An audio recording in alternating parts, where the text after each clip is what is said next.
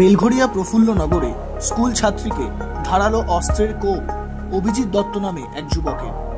স্থানীয় সূত্রে জানা গেছে, ওই এলাকায় অভিজিৎ নামে এক যুবক এক স্কুল ছাত্রীকে বেশ কিছুদিন আগে প্রেমের প্রস্তাব দেয়। এদিকে সেই প্রস্তাবে রাজি না হওয়াতে আজ বেলঘরিয়া প্রফুল্লনগরে দুপুরবেলা প্রকাশ্য দিবালোকে ওই স্কুল ছাত্রী তার মায়ের সঙ্গে বাড়ি ফিরছিল। সেই সময় ধারালো অস্ত্র নিয়ে এসে পরপর কোপাতে থাকে অভিজিৎ নামে ওই যুবক।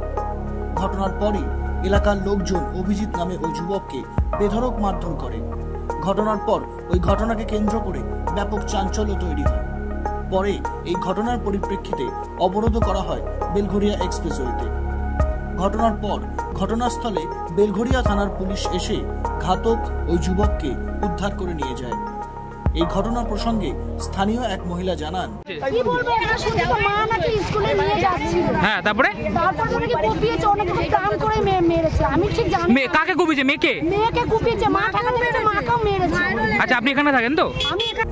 ব্যুরো রিপোর্ট, নজরে বাংলা।